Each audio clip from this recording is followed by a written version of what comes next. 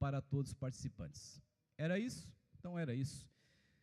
Então vamos para a palavra do Senhor Jesus Cristo. Você pode abrir sua Bíblia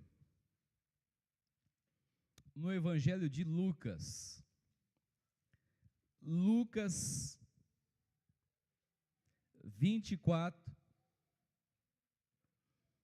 versículo 13 a seguir. Nós vamos trabalhar alguns versículos, nós vamos lendo e vamos explicando, nós não vamos ler tudo agora no início, que não você já não vai lembrar. Então você pode deixar sua Bíblia aberta, que vai ser bênção de Deus, você pode ir acompanhando aí. Esse é um texto muito conhecido por leitores da Bíblia, né?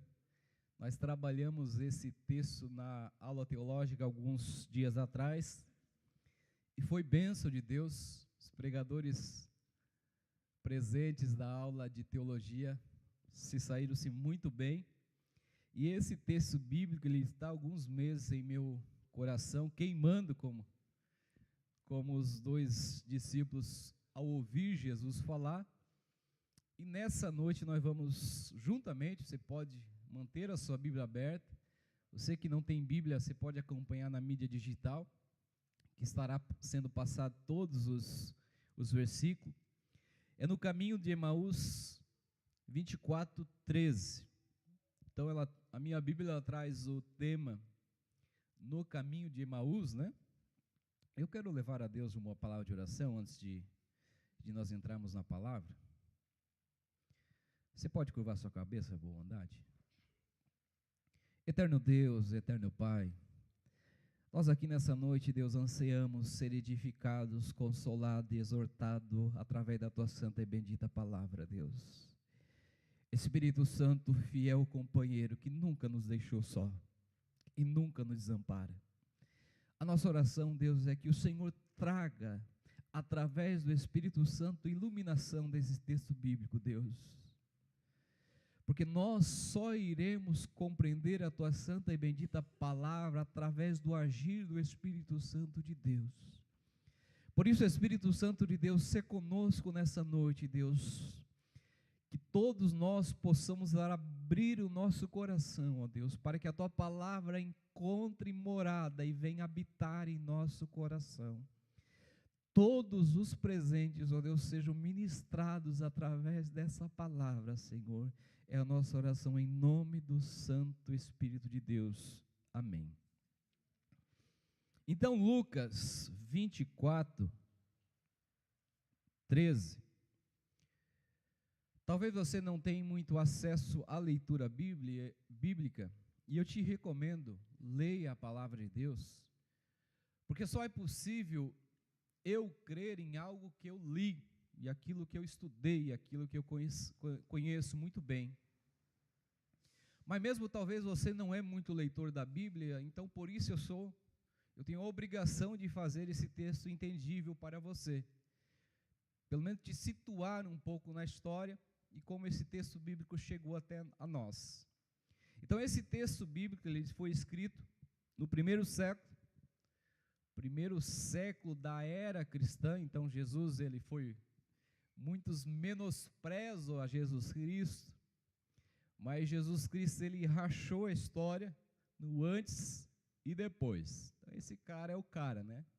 Mesmo sendo só humano, já foi um humano mais diferencial que esse planeta Terra já presenciou aqui na Terra. Então Jesus, ele abre a história entre antes e depois. Então esse texto bíblico, ele foi escrito no primeiro século e escrito por um médico da época.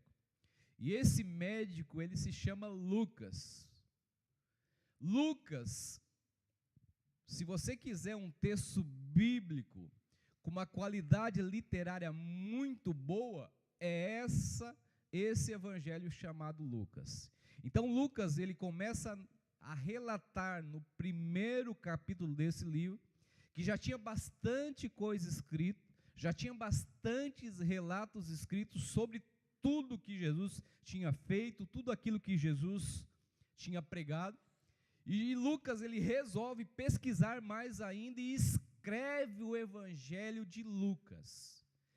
Lucas, ele literalmente ele faz uma pesquisa a campo, ele vai, pesquisa, ele entrevista alguns discípulos, ele consulta alguns textos que já estavam escritos, alguns evangélicos, como Marcos. Lucas bebe em Marcos, e Lucas ele pergunta para alguns discípulos, entrevista alguns discípulos, e pergunta para testemunhas oculares, pessoas que visualizaram a Jesus Cristo, visualizaram os seus milagres, e aí então Lucas escreve o Evangelho de Lucas que nós vamos ler nessa noite. Então é importantíssimo.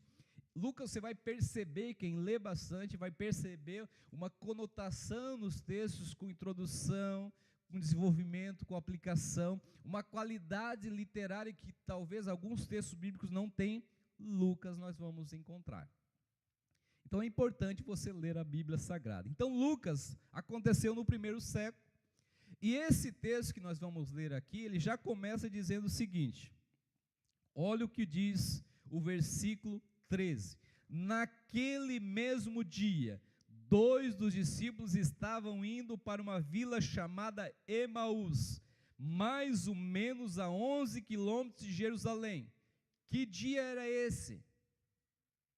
Era domingo. Domingo, provavelmente já na parte da tarde. Domingo de manhã, que depois nós vamos descobrir por que era domingo, no texto adiante nós vamos deixar claro. Então, domingo de manhã, Jerusalém estava alvoroço muito grande, porque tinha acontecido o principal acontecimento da história na cidade de Jerusalém. E a Bíblia Sagrada nos diz que naquele dia dois dos discípulos estavam indo para uma vila chamada Emaús, situada mais ou menos a 11 quilômetros de distância. Então nós sabemos que Emaús não era uma cidade, era uma pequena vila, e essa vila ela ficava a 11 km de distância de Jerusalém. E os 2 discípulos saíram de Jerusalém e começaram a ir para essa vila. E o verso 14 diz o seguinte: eles estavam conversando a respeito das coisas que tinham acontecido. O que tinha acontecido? Nós vamos descobrir daqui a pouco. Enquanto falavam e discutiam sobre o assunto, o próprio Jesus se aproximou e começou a andar com eles. E a Bíblia Sagrada nos relata: e eles, porém, foram impedidos de o reconhecer. Aqui nós temos um mistério. Jesus, os 2 discípulos caminhando, tem a imagem aí, Juan. Então, os discípulos caminhando para Emaús, e Jesus chega por trás deles. Diz assim, e os discípulos desanimados, caminhando em direção a Emaús, 11 quilômetros de distância.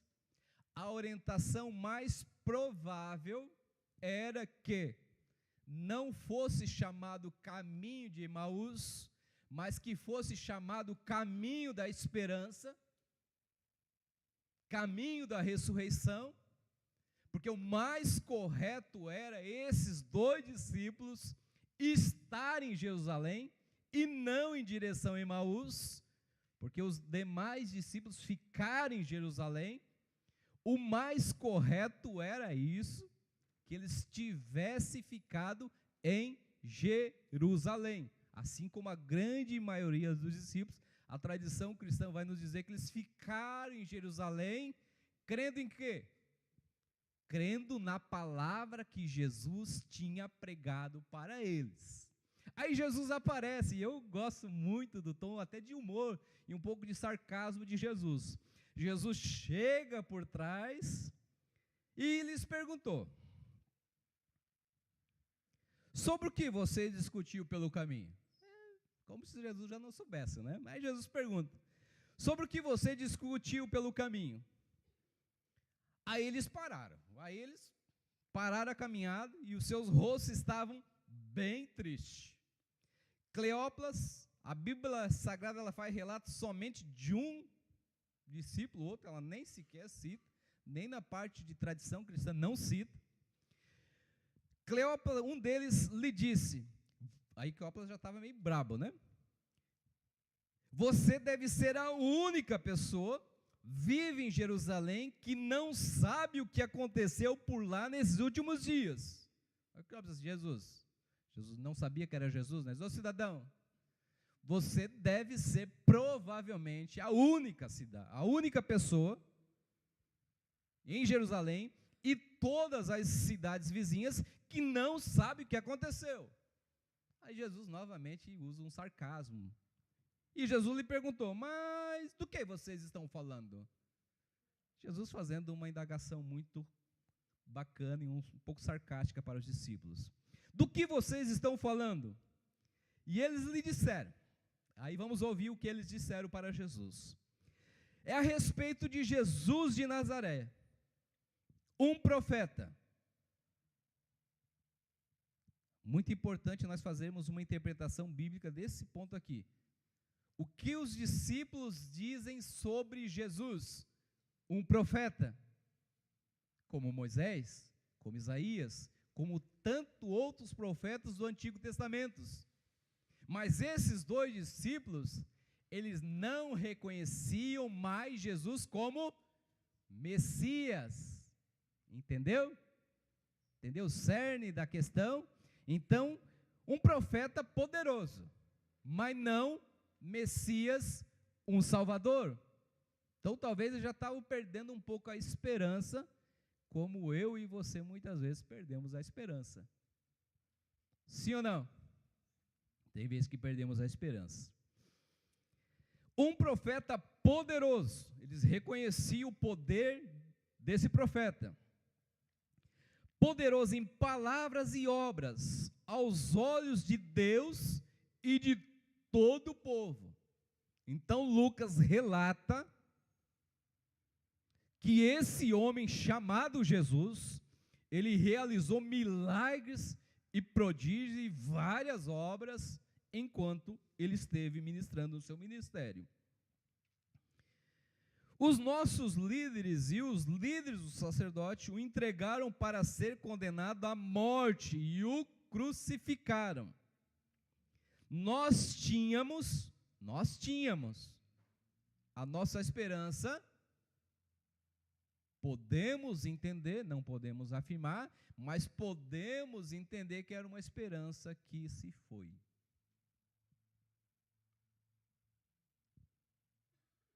Nós tínhamos a esperança de que ele iria ser o libertador de Israel. Israel, como diz um saudoso pastor. Então aqui nós notamos, já fazendo uma interpretação básica, que a esperança de um Salvador, de um libertador, de um Messias, as circunstâncias já afetaram dois discípulos. Trazendo para os nossos dias, frequentemente, eu e você, corremos o mesmo risco que esses dois discípulos agiram e passaram, de perder a esperança num Cristo que morreu, foi crucificado e ressuscitou, e que em breve, muito em breve, buscará a sua igreja. Como está essa esperança na minha e na sua vida? Isso ainda queima no seu coração? Essa verdade bíblica ainda está viva dentro do meu e no seu coração? Diariamente nós presenciamos e gozamos dessa esperança? Será que nós experimentamos essa alegria, essa esperança? Por isso que eu disse no início, mais provável, mais ideal seria dois discípulos no caminho da esperança, lá no túmulo, como as mulheres fizeram. Seria o mais coerente de quem andou e caminhou com Jesus Cristo. Por isso o tema principal desse texto bíblico é no caminho de Emaús. E eu não sei em que caminho você se encontra no dia de hoje. Se é no início, se é no meio, se é no final. Todos nós estamos numa maratona de conhecimento, de crescimento de Jesus Cristo. Eu não sei se você está entrando hoje, se você está no meio do caminho, se você está no final do caminho.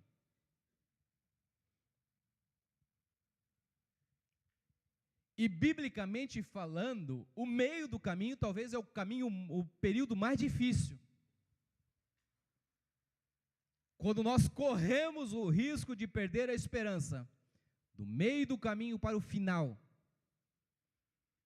Você já percebeu que a maioria dos acidentes acontece no final da viagem?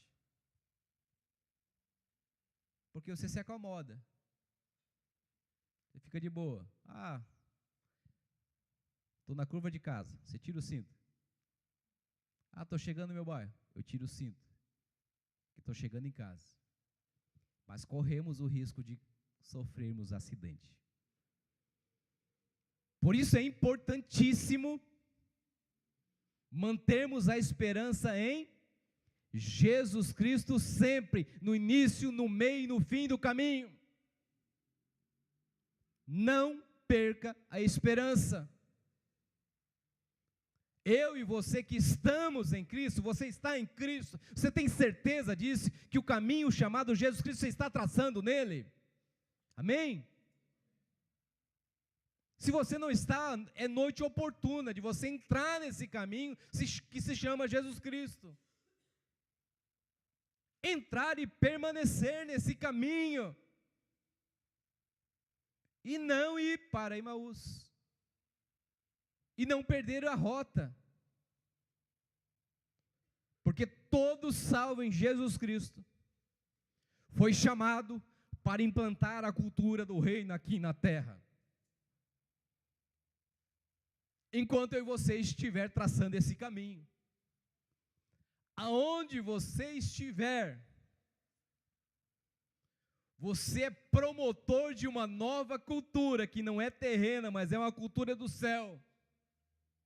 Está sobre a minha e a sua obrigação de levar essa cultura aonde nós habitarmos. Você tem levado a cultura de Jesus Cristo no caminho aonde você tem andado? O processo de mudança de cultura, ela passa por mim e por você. A igreja ela é relevante quando ela começa a mudar a cultura local. Quando as pessoas começam a perceber Cristo na sua vida, a cultura de Cristo na sua vida. Quando as pessoas lá no seu trabalho começam a perceber, opa, tem uma cultura diferente. Esse moço, ele tem uma cultura diferente do sistema atual. E é uma cultura do céu. Muitas vezes você nem precisa pregar a palavra. Mas o seu jeito de agir nos negócios, as falas que saem da sua boca, isso diz muito da cultura que está entranhada dentro de mim e de você. As minhas ações diariamente refletem a cultura do reino. Está refletindo a cultura do reino na sua família, no seu trabalho? Sim. Amém? Glória a Deus, irmão. Glória a Deus. Isso aí. Que muitas vezes nós não precisamos pregar. Me veio agora na cabeça 3 finais de semana atrás, eu e o Bomba estava tomando chimarrão, sábado de manhã. O Bomba é um amigo nosso para vocês, não é Bomba, é uma pessoa. E eu atendendo um cliente no sábado de manhã, nós batendo um papo, conversando. E daqui a pouco veio um casalzinho de idoso. Aí acharam um dicionário, acharam mais uma obra. Aí geralmente pessoas de mais de idade, mais de experiência do que nós, gostam muito de conversar, e começou a conversar, ela é americana, aí casou com um rio-sulense, aí já estão anos morando nos Estados Unidos, ele estava visitando o Brasil, e daí ele tem 84 anos, no rio-sulense. Aí ele a conta deu tanto, deu X, R$114 deu o investimento dele. Não é conta, é investimento, né? Aí, ele pegou e deu. Aí fechamos a conta, de o troco do 100. Eu tinha entendido na minha cabeça que ele tinha dado 150. Aí de o troco de 150. Ele saiu faceiro da vida. Oh, muito obrigado. Não achei lá em Balneário, achei aqui, saiu faceirinho da vida, né? Os dois, faceirinho. Aí quando eu virei e fui botar no caixa, 250. Alguns já dizer, não, é Deus trabalhando. Eu digo, meu é Deus realizando milagre. Tem uns crentes que faz isso, né? Bem louco, né? Mas tudo bem.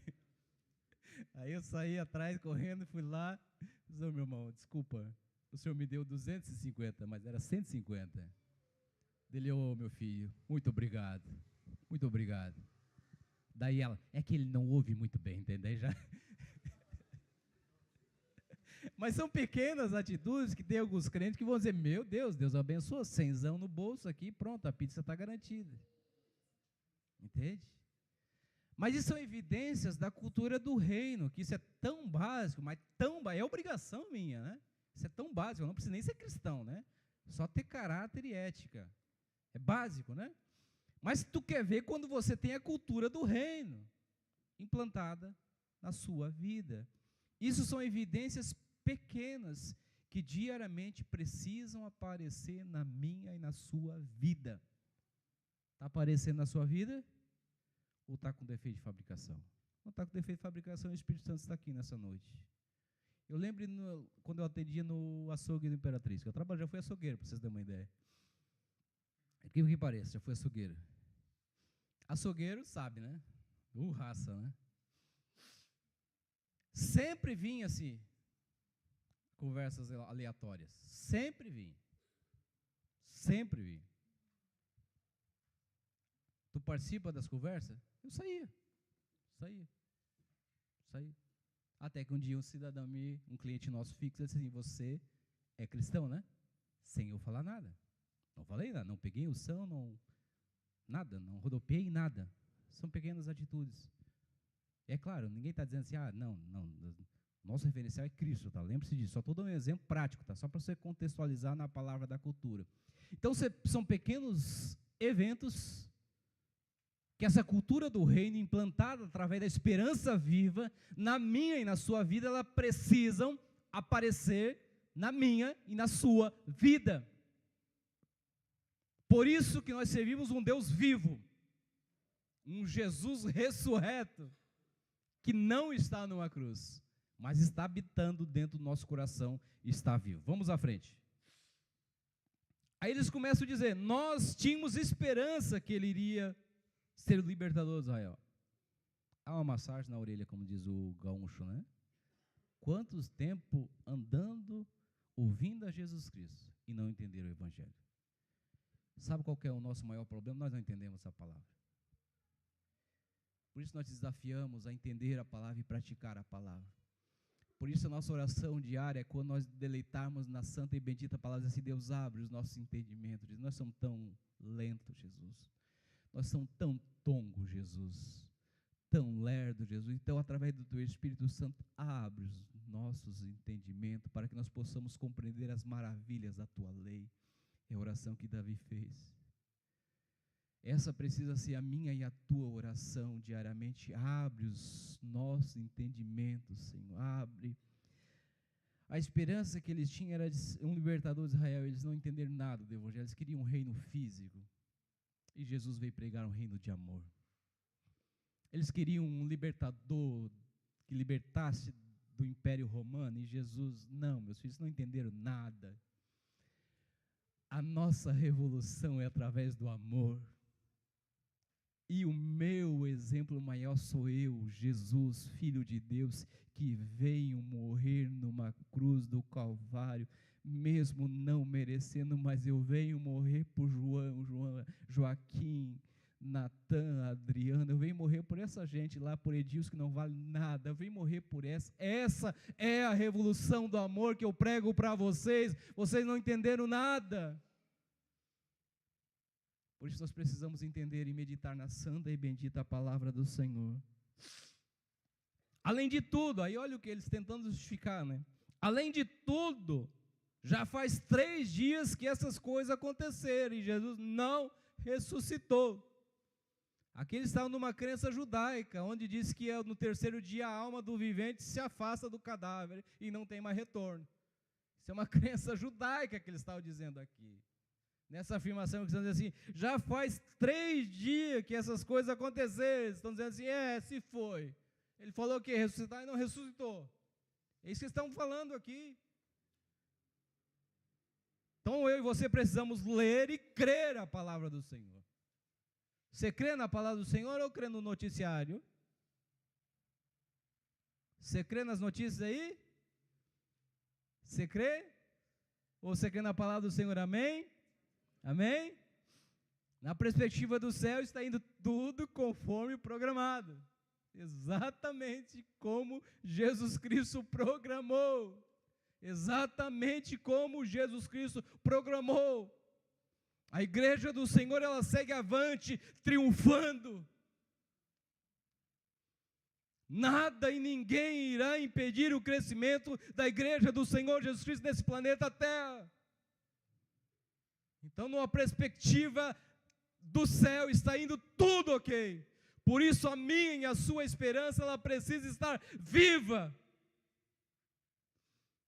Talvez você está passando por um vale da sombra da morte, mas Jesus está contigo. Talvez faltando o pão, o desemprego chegou, a enfermidade chegou. Mas na perspectiva do céu, a Bíblia diz que Jesus estaria conosco sempre. E eu creio nisso. E nós, como igreja do Senhor Jesus Cristo, precisamos crer e praticar nisso. Dizer para os nossos amigos, há uma esperança, e essa esperança é Jesus Cristo. Onde a Bíblia diz que o céu, a terra, tudo passará, mas a sua palavra permanecerá para sempre. E eu e você fomos criados pela palavra. Amém? Então nós somos eternos. Talvez o luto, a enfermidade chegou, mas nós somos eternos. Nós temos essa carcaça velha aqui que daqui a pouco vai com arroz. Mas você é eterno. Talvez o caminho da tua existência está indo para o fim, você sabe disso, e nós sabemos disso. Sabemos que hora por hora nós vamos com arroz. E não tem nenhum problema da morte, nós não temos nenhum problema. Nós odiamos a morte, sim, nós odiamos, que ela é inimiga nossa. Mas até a morte presta um serviço, que é para nos levar para Jesus Cristo. Por isso a nossa esperança ela é viva e eficaz. Por isso o cristão ele não se abala, independe das circunstâncias, não se abala. E isso eu e você precisamos viver e praticar. Praticar, crer na palavra do Senhor Jesus Cristo. Não crer nesse mero locutor nessa noite, mas crer na palavra do Senhor Jesus Cristo. E algumas mulheres do nosso grupo nos surpreenderam, pois elas foram ao túmulo hoje de manhã. Agora me pergunte muito bem, era para eles ir para Emaús? Não, era para ficar aí.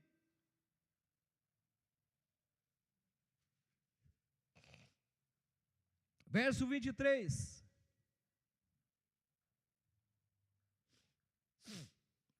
E não encontraram o corpo dele.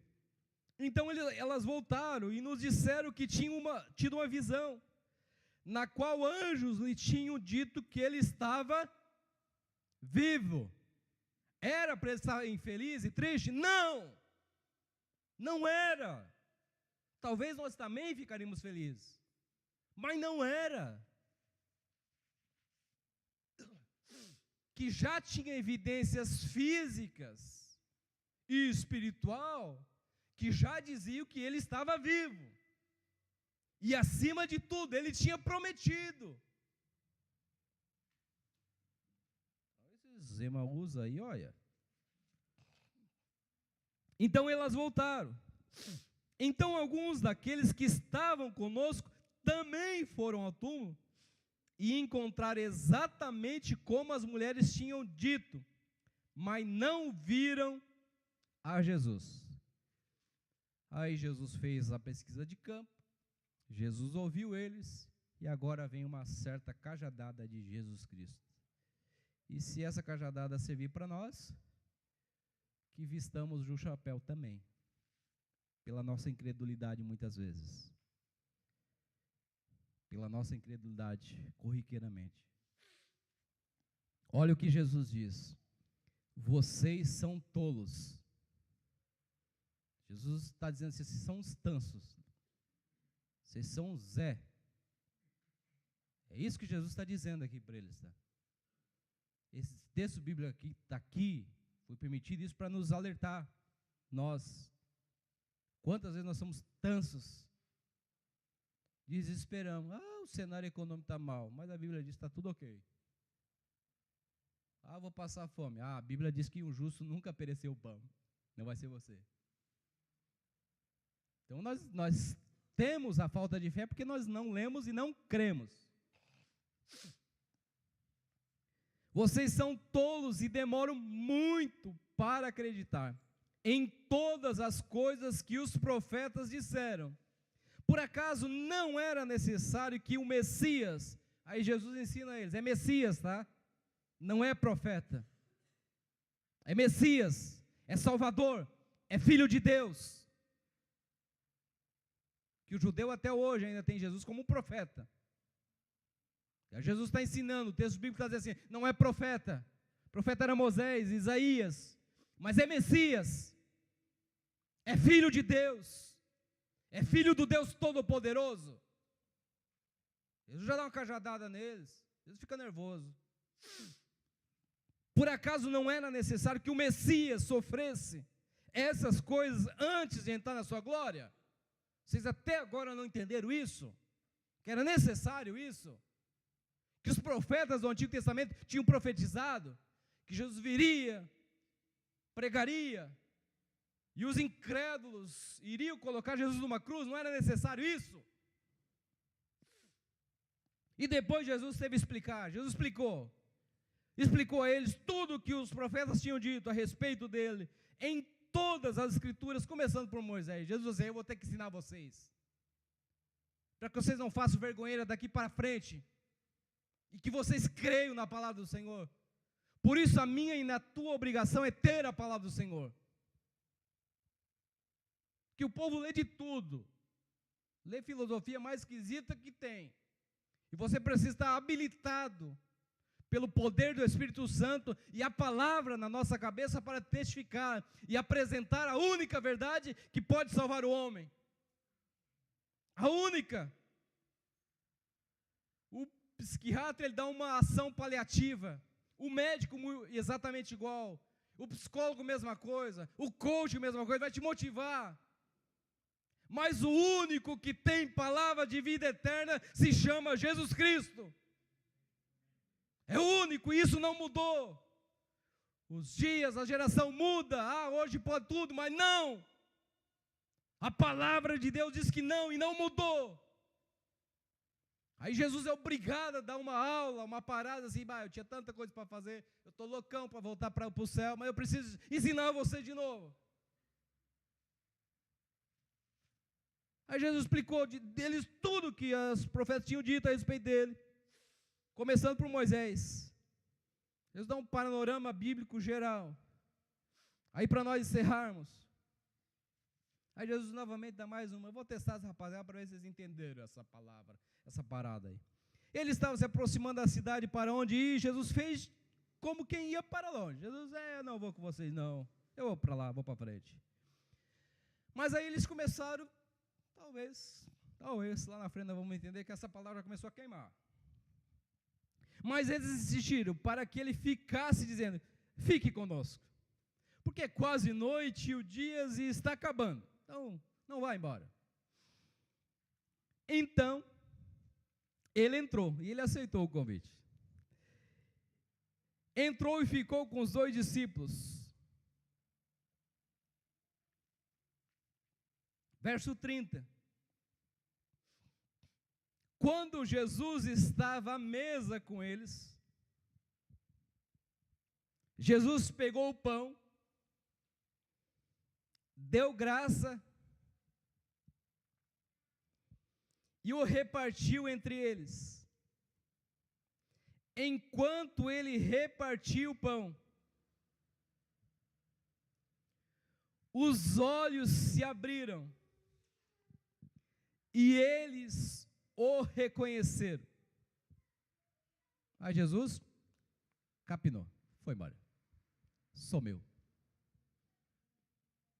Mas ao partir o pão, os olhos deles se abriram. Essa é uma das orações nossas nessa noite. Que o meu e os seus olhos venham se abrir nessa noite. Pelo poder do Espírito Santo de Deus. Que os meus e os teus olhos se abram nessa noite. Para que eu e você possamos compreender a boa, a perfeita, agradável vontade de Deus para a sua e a minha vida. Por isso é um privilégio, e eu sou apaixonado por todo culto, mas uma hora é diferente, como diz alguns amigos, com o culto da ceia.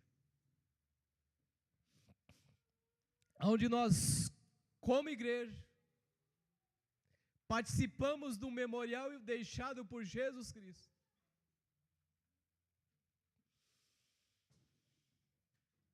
E assim como Jesus entrou na casa com os 2 discípulos, Jesus está aqui nessa noite. Você já pensou nisso? Você crê nisso?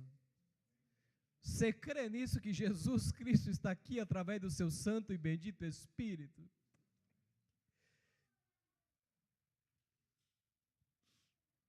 Por isso é impossível eu e você participarmos na mesa onde está o Espírito Santo de Deus sentado junto, saímos da mesma forma que entramos. É impossível. É impossível. Aí eu não sei o que tem, qual o cisco, qual a sujeira que tem te embaraçado os seus olhos, a sua visão. Eu não sei, mas você pode orar e o Espírito Santo está aqui nessa noite para te perdoar. Dei uma rateada. Pequei contra o Senhor. É noite oportuna. É noite oportuna de eu e você se jogar aos pés de Jesus Cristo e dizer: Deus, abre os meus olhos, Senhor. Os meus olhos talvez estão abertos a tanta coisa passageira que vai acabar tudo, Jesus. Tanta coisa que vai ficar tudo aqui, Jesus. Eu estou tão olhando para tantas coisas. Diz o poeta que os olhos são a janela da alma. Que tudo nós temos olhado, tanta bobagem, que nos impede de ver as grandezas do reino de Deus. Nos impede. Nos impede. Mas como Jesus, Ele é maravilhoso e perfeito, Ele te chama à mesa nessa noite. Você talvez está meio parado no caminho. Talvez você precise atualizar o teu GPS. O GPS nosso é só um, é Jesus Cristo. Talvez você precisa novamente botar a sua rota para Jesus, centralizar a Jesus Cristo. Por isso que Jesus te trouxe aqui nessa noite. E por isso que você está vendo esse áudio, aonde quer que chegue. Porque essa morte de cruz, ela foi por você. Por mim. Nós estávamos condenados e apartados de Deus pelo pecado. Condenados ao inferno. Condenados ao inferno. E sabe a melhor definição de inferno? uma eternidade toda longe de Jesus Cristo. Onde não tem a presença de Jesus Cristo, todo lugar se torna um inferno. Todo lugar se torna um inferno.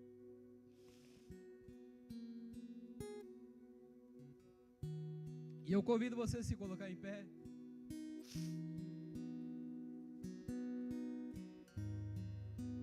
E com muita sinceridade, eu gostaria que você fechasse seus olhos e já começasse a trocar uma palavra com o teu Deus.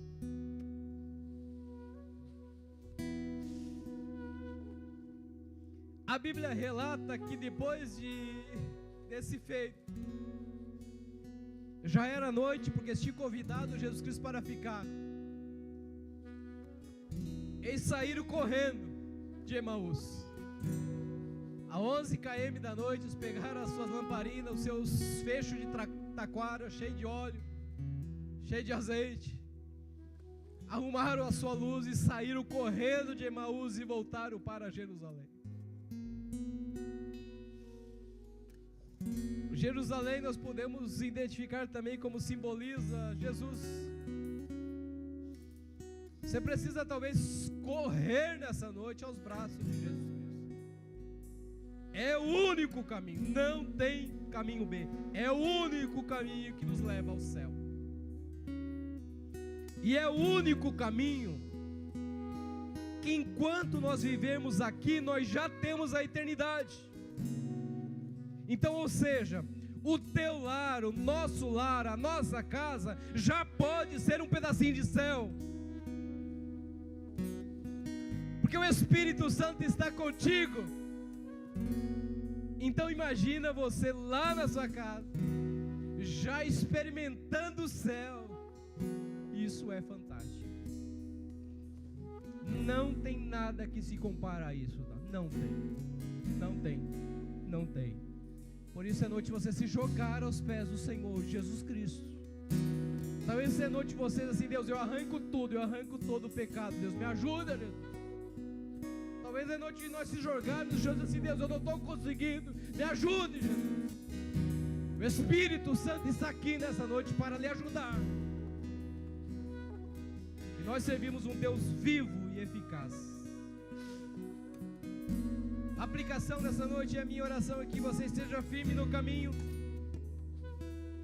que possamos arrumar a casa. Você sabe muito bem o que precisa arrumar, tá? O dono da casa conhece cada departamento da casa. Você sabe muito bem. Creia nele, na sua palavra. E é noite de eu e você dizer assim: Deus, toma, Deus. Reina no meu coração, reina na minha vida, Jesus. Toma o seu lugar, como diz a canção. Toma, Deus, o seu lugar. Reconhecemos quem tu és. Te damos toda a glória, toda a honra. E o Deus que nós servimos, Ele foi morto, mas vivo está. Ele ressuscitou. E Ele está à mesa nessa noite. Que os nossos olhos se abram nessa noite. Você deseja de uma oração nessa noite? Antes de nós participarmos desse ato lindo da ceia do Senhor Jesus Cristo. Você deseja bater um papo com o Espírito Santo nessa noite? Eu sei que você já está batendo, mas você deseja se aproximar mais dele e dizer assim: Jesus, a partir de hoje é só eu e você, e eu não abro mão. Enquanto o Tiago vai ministrar, eu vou dar oportunidade para você vir aqui na frente e entregar toda a sua vida, todos os seus projetos. Ah, eu tenho enfermidade. Traga, o Espírito Santo está aqui nessa noite. Ah, eu tenho dor. O Espírito Santo está aqui nessa noite. Ah, eu quero entregar a minha vida para o Senhor Jesus Cristo. Num ato pedagógico que você pode entregar aqui perante a igreja do Senhor Jesus Cristo. Então o Tiago vai ministrar e você tem toda a liberdade.